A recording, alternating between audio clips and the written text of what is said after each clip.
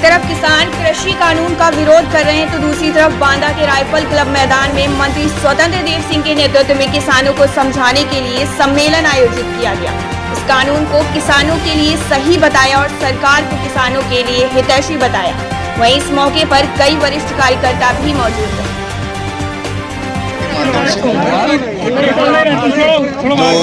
जो किसान bill pass हुआ है उसके बारे में लोगों तक जानकारी पहुंचे। जो धरना हो रहा है सरकार उनसे बात करने को भी तैयार है। जो विषय रखे उनको शंका लगा कि जो समस्या है किसानों की ज़मीन का वो एसडीएम के पास जाएगा। उनका आग्रह था कि कोर्ट भी सिविल मतलब उनको करना चाहिए, उस पर भी सरकार तैयार है। यदि आप बात करते हैं तो ये भी होगा। बाकी भी जो उनकी समस्या थी उस पर तैयार है। फिर भी ये लोग किसके षड्यंत्र में हैं, क्या है, बात करना चाहिए और समस्या का समाधान करना चाहिए। आदरणीय मोदी सरकार हमेशा किसानों के हित में निर्णय लिया है। चाहे पहले यूरिया ब्लैक होता था, लाठीचार्ज होती थी किसानों पर, आज कोई लाठीचार्ज नहीं होता है, ना ब्लैक होता है। नीम यूरिया सभी को उपलब्ध है। किसान सम्मान निधि सीधे खाते में लोग जा रहा है, कोई भ्रष्टाचार नहीं था। मंडी के बाहर बेचिए, चाहे मंडी में बेचिए, स्वतंत्र होकर बेचिए। किसान कंपनी को दे या न दे स्वयं कर सकता है, पहले भी बटाई पर देता था। इसलिए उसमें कोई खास बात नहीं है, किसानों की समस्या का समाधान उसमें। लेकिन ये 3 महीना बाद 4 महीना बाद किस षड्यंत्र के तहत ये आंदोलन शुरू किए हैं ये समझ में नहीं आ रहा। एक तरफ किसी किसान की मौत योगी सरकार में नहीं हो सकती। जो मैं बता रहा हूँ 6 महीना जिस सरकार ने गरीबों को 6 महीना सरकार ने फ्री दी, आगे भी सरकार फ्री देने को तैयार। मतलब कोरोना काल में 80 करोड़ लोगों को 6 महीना रखना, यानी मोदी योगी सरकार किसान के हित में और किसानों के लिए मरती है। चुनाव आता है, कभी लाठीचार्ज आंदोलन करते हैं, कभी भ्रष्टाचार का नाम लेते हैं, कभी सीए का आंदोलन शुरू कर देते हैं। एक 3-4 महीना हो गया, अब चुनाव आ गया। कहाँ का? बंगाल का। तो आंदोलन लेकर बैठ गए। सिख तो भाई अच्छे हैं, लेकिन उस आंदोलन में नक्सलवाद, माओवाद, जो हाथरस कांड के लोग रचयिता थे मित्रों, वो भी आंदोलन में शरीक कर रहे हैं। ऐसे सपा बसपा के इस देश में राजनीति चलेगी मित्रों। आपको माननीय योगी जी पर विश्वास है कि नहीं है? है कि नहीं है? विश्वास करते हैं कि नहीं करते हैं? अखिलेश इस राज्य का भला कर सकते हैं मित्रों? जो एक खानदान मिलकर लूटे। आदरणीय योगी जी के परिवार का एक सदस्य भी नहीं मित्रों। मुख्यमंत्री बनने के बाद पहली बार झांसी में उन्होंने कदम रखा तो सबसे पहले क्या घोषणा किया कि चित्रकूट से दिल्ली तक एक्सप्रेस हाईवे बनेगा। पहला घोषणा योगी जी ने किया था। बुंदेलखंड का विकास चाहते हैं। पहली बार बुंदेलखंड विकास निधि गांव गरीब किसान के लिए किसी ने दिया मित्रों? तो आपकी सरकार आदरणीय कल्याण सिंह ने दिया था। गांव को भी कभी निधि मिली, गांव में शुरुआत हुई तो आदरणीय कल्याण सिंह ने भारतीय जनता पार्टी दिया था मित्रों। माननीय राजनाथ सिंह की सरकार आई, सोसाइटी पर खरीदने से लेकर फिर भारतीय जनता पार्टी की सरकार करती है मित्रों। यही नहीं, देश के अंदर इस भारत का सम्मान, राज्य का सम्मान, भारत माता दुनिया के अंदर पूरी है। और जय जय श्री राम का जयकारा हो मित्रों। इसलिए दीपोत्सव भी कोई करवाता है तो आदरणीय योगी जी, दीपावली भी कोई दीपावली मनाता है तो आदरणीय योगी जी। और कांवड़ यात्रा पर, कांवड़ यात्रा के रूप में जो कांवड़ियां निकलते हैं मित्रों, भोलेनाथ के रूप में कौन कांवड़ यात्रा पर जा रहा है? पता नहीं कौन जाए। सरकारी डीजे नहीं बंद करवाया। सपा में डीजे बंद हो जाती थी, बसपा में डीजे बंद हो जाती थी यात्रा पर, ये नहीं बंद करवाया। बांदा के सिमौनी धाम में राष्ट्रीय मेले का 3 दिवसीय आयोजन किया गया। मेले के दूसरे दिन उत्तर प्रदेश के भाजपा प्रदेश अध्यक्ष स्वतंत्र देव सिंह, दिल्ली प्रदेश अध्यक्ष मनोज तिवारी और केंद्रीय परिवार कल्याण राज्य मंत्री अश्विनी चतुर्वेदी ने सिमौनी धाम पहुंचकर दर्शन किए और प्रसाद ग्रहण किया।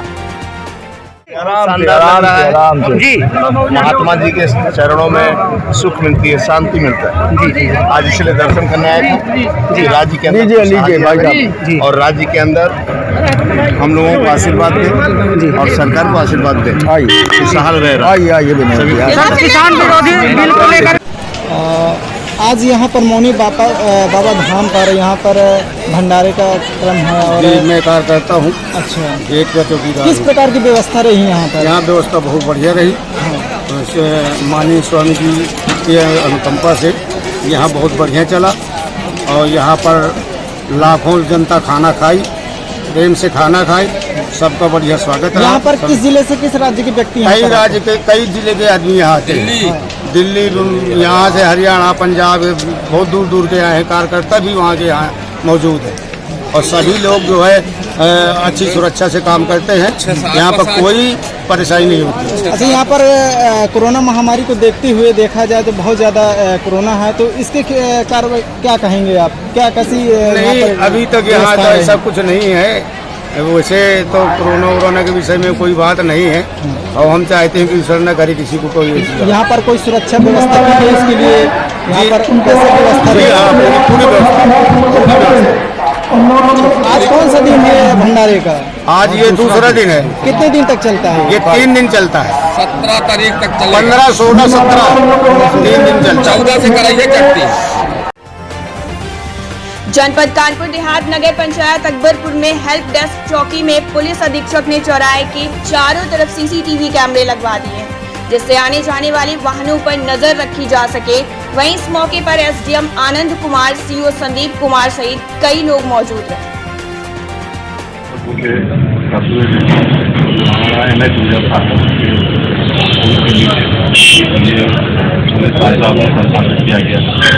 और ये एक महत्वपूर्ण और संवेदनशील जगह है जहाँ पे आवागमन काफ़ी अधिक संख्या में बना रहता है। यहाँ से जो कस्बे का नियंत्रण है वो सब बेहतर होगा इस सब की स्थापना से और पुलिस बल के बनने से। और यहाँ पर पुलिस जवानों की व्यवस्था भी रहेगी। जो क्षेत्रीय जनता है उसको भी किसी प्रकार की कोई भी समस्या होने से सबसे पहले तत्कालिक रूप से और सहायता प्राप्त। सर, किस सुविधाओं की चौकी लाभ से पूरी? यहाँ पे आप देख ही रहे हैं कि चारों तरफ से ये सजद है। इसके अलावा यहाँ सीसीटीवी कैमरे लगे हैं जो हमारी चौराहे की कवर करना है। और यहाँ पर आगंतुकों के लिए पैसे की व्यवस्था है, उनके लिए पानी व्यवस्था है और सारी सुविधाएं मौजूद हैं। Thank you sir.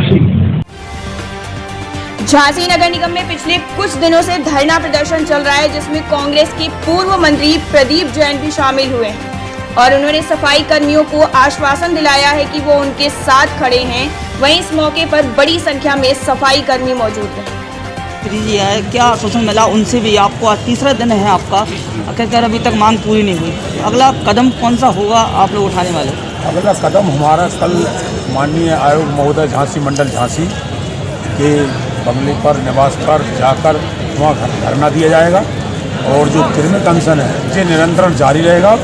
3 दिन के लिए हम लोगों ने कहा था। अब 3 दिन के अंदर अगर सुनवाई होगी तो हमारा जो 11 कर्मचारियों का जत्था जो आज बैठा है वो कल उठ जाएगा, कल बैठेगा वो परसों उठ जाएगा। तो ये निरंतरण जारी रहेगा और कल हम लोग आयोग जी महोदय के निवास पर बंगले पर जहाँ भी मिलेंगे उनसे ही मिलेंगे और उनको ज्ञापन दिया जाएगा। और इसके बाद में 21 तारीख में 22 तारीख को प्रदेश के मुखिया माननीय मुख्यमंत्री जी आ रहे हैं तो हमारा ये क्रिमिनल कंसर्न जारी रहेगा और हम उनको भी ज्ञापन देने का काम करेंगे। और अगर पुलिस प्रशासन ने या रोकने का काम किया, हम लोगों को रोका, तो हम किसी की सूरत में मानने के लिए तैयार नहीं है। चाहे उसके लिए कोई सी भी कार्रवाई हम लोगों पर प्रशासन करे, हमें वो स्वीकार है, परंतु हमें अपनी समस्याओं का हर हाल में निदान कराना है और कराते रहे। मंत्री जी ने क्या आश्वासन दिया आप लोग को? मंत्री जी ने बहुत गंभीरता से हमारे ज्ञापन को पढ़ा और सुना और उन्होंने कहा है, आपसे भी कहा है कि उसमें से कुछ मांगे ऐसी हैं कि नगर निगम प्रशासन तुरंत हल कर देगा और कुछ सरकार की हैं तो वो सरकार को रेफर कर दें और जो भी मांगे हैं वो नगर निगम स्तर की है, वो करने के लिए जैसा कि कल हमारे बीच में अपर आयुक्त जी आए शाम की टाइम आए। शिक्षा के लिए, स्वास्थ्य के लिए कोई वो नहीं है। नगर निगम की बुनियाद नींव सफाई कर्मचारी हैं और उनको नज़रअंदाज करके ये सरकार, ये प्रशासन बैठ नहीं सकता। आज हमने इनको आंदोलन को समर्थन दिया और हमने इन्हें विश्वास दिला कि जो इनकी समस्याएं स्थानीय स्तर की हैं वो हम अधिकारियों पर वार्ता करके वो दूर कराएंगे और जो प्रदेश स्तर की हैं वो मुख्यमंत्री जी दूर करेंगे। हम चाहते हैं कि जो एक चित्र जरूर लगाएं, जिस चित्र में प्रधानमंत्री जी का चेहरा नहीं लगाएं लेकिन प्रधानमंत्री जी पैर धो रहे वो जरूर यहाँ दिखाएं, ताकि अधिकारियों को ये सद्बुद्धि रहे कि इस देश के प्रधानमंत्री चुनाव के समय सफाई कर्मचारियों के पैर धोते हैं और बाद में इस तरह इनको छोड़ दिया जाता है। मंत्री जी, तीसरा दिन धरना है इन लोग का, अगर इसमें से कोई कर्मचारी अगर कोई बीमार हो जाए, कोई तबीयत खराब हो जाए तो इसकी जिम्मेवार कौन होगा? नगर निगम प्रशासन, सरकार है नगर निगम प्रशासन। ये कोई किसी सरकार के अधीन नहीं है, जो खुद की सरकार है, जनता की सरकार है, जनता ने चुनी है। इनकी जिम्मेदारी है कि अगर कोई बीमार होता है तो उसकी पूरी इलाज की व्यवस्था करें। संभल में हुए हादसे पर बड़े सवाल उठ रहे हैं। पुलिस दुर्घटना की वजह तलाशने में लगी हुई है कि आखिर दुर्घटना किस वजह से हुई, कोहरा या फिर बिना नंबर की गन्ने से भरी ट्रैक्टर ट्रॉली। जांच में ट्रैक्टर ट्रॉली को ओवरटेक करने की बात सामने आ रही है। मामला धनारी इलाके में बस टैंकर की भिड़ंत का है। जनपद संभल में खनन से भरी ट्रैक्टर ट्रॉली ने बाइक सवार को कुचल दिया, जिससे व्यक्ति की मौके पर ही मौत हो गई। आक्रोशित परिजन और ग्रामीणों ने शव को सड़क पर रखकर जमकर हंगामा किया। वहीं दूसरी तरफ ग्रामीणों ने पुलिस प्रशासन पर खनन माफिया से पैसे लेकर अवैध खनन कराने का आरोप लगाया। मामला हयात नगर थाना रसूलपुर का बताया जा रहा है। ये क्या नाम है? गाँव जा रहे थे मोटरसाइकिल से, ये ट्रैक्टर आया रसूलपुर से, बड़ी नूर ला रहा था, नूर ट्रैक्टर नूर बड़ी तेज ट्रैक्टर ला रहा था। दो रास्ते छोड़े बचने, ये बचा लौंडा रास्ता में से। इसने किस चीज का ट्रैक्टर है? ये साला ये भरा गिरता है किराए में शहर में, पुलिस को पैसे देता है, पुलिस की पैसा भरता है, पैसे लेकर मट्टी गिरवाती है, किसान मट्टी गिरता तो नोई पकड़ लेती है। आज क्या हुआ फिर ट्रैक्टर? आज क्या हुआ फिर ट्रैक्टर लेके आ रहा था तो कौन बच गया? क्या हुआ उस समय? फिर इस समय ये मट्टी लगाया इसने एक्सीडेंट कर दिया, एक्सीडेंट मार दिया, मोटरसाइकिल टक्कर मार दी इसने। ट्रैक्टर चालक भाग गया, उतर का भाग में होगा, भज गया वो। रोका नहीं, बिल्कुल भज गया। ये क्या खनन रोज हो रहा है? नू ट्रैक्टर चला रहे था, मट्टी हो रही है, रात दिन जो ट्रैक्टर चले इसके। खनन रोज हो रहा है यहाँ पे? रोज नहीं, पारामार्ट होता है साला। ये थानों को पैसा, ये थानों पैसा भरता है, रोज नहीं। अब पुलिस साली पैसा लेकर मट्टी चलवाती है, उसकी पुलिस मशीन चल रही है।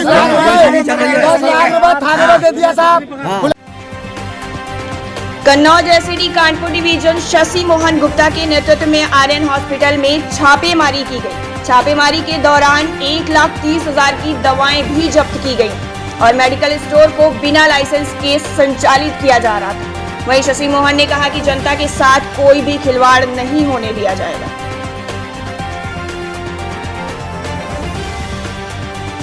अमरोहा देहात पुलिस को मिली बड़ी सफलता। पुलिस ने लूट के आरोपियों को मुठभेड़ के दौरान किया गिरफ्तार। गौरतलब है कि एसआई अजय प्रताप के नेतृत्व में 4 बदमाशों को गिरफ्तार कर लिया गया। सर बताइए, जो खुलासा हुआ है क्या है पूरा मामला? ये देहात थाना क्षेत्र में 15/16 की रात को सूचना मिली कि कुछ लुटेरे लूट की योजना बना रहे हैं। इस पर जब पुलिस पार्टी मौके पर गई तो उन लोगों ने पुलिस पर हमला कर दिया और फायरिंग कर दी। बाद में पुलिस ने हिकमत अमली से 4 अभियुक्तों को गिरफ्तार किया। उनके पास से करीब 4 मोबाइल फ़ोन जो कि लूटे गए थे, 2 तमंचे, कारतूस आदि बरामद हुए हैं। उनमें एक अपराधी का 8 आपराधिक इतिहास है तथा बाकी 3 के 3 आपराधिक इतिहास हैं। ठीक।